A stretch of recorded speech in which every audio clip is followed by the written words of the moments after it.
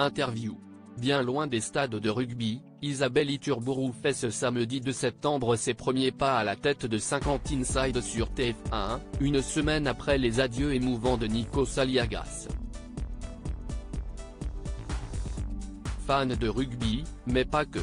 Fraîchement arrivée sur TF1 où elle sera l'un des visages de la Coupe du Monde de rugby 2023, en France, du 8 septembre au 28 octobre, Isabelle Iturburu va également ce samedi 2 septembre prendre les rênes de 50 Inside, le magazine People de TF1.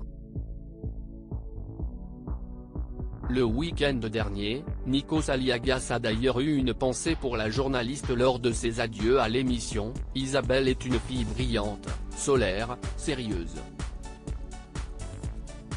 Longue vie à cette émission que j'ai vue naître et que j'ai accompagnée pendant 16 ans. Je vous embrasse très fort et c'était un honneur. L'ancienne figure de Canal+ s'est confiée à Télé Loisirs. Isabelle Iturburu, ça va être du stress d'animer 50 Inside.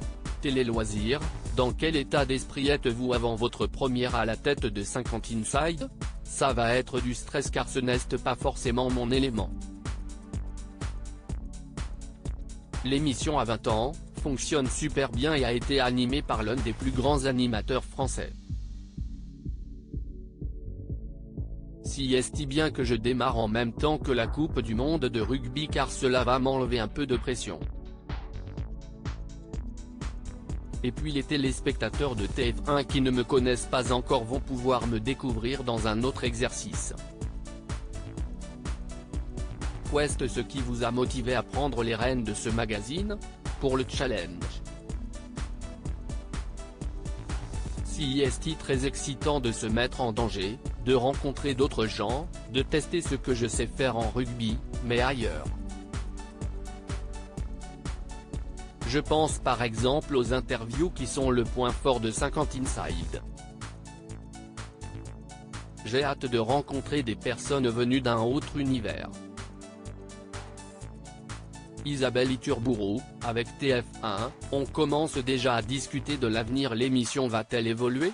Il y a une chose imbattable, si est que tout le monde connaît Nikos et moi personne ne me connaît. Rire, donc forcément, et sans le faire exprès, les rapports avec les invités vont évoluer et si est ce qui est recherché je pense. Si est un peu ce qui s'était passé lorsque j'étais à la tête du tube sur Canal+. J'étais l'animatrice du rugby qui recevait les mastodontes de la télé et ça fonctionnait. Quels autres types d'émissions pourraient vous intéresser? Ce que je vais faire sur la Coupe du Monde de rugby avec le mag, si est là où je me sens le mieux, avoir des gens autour de moi et que ce soit divertissant. Si est ce qui me plaît. TF1 est l'endroit où on peut se permettre de créer et tenter des choses.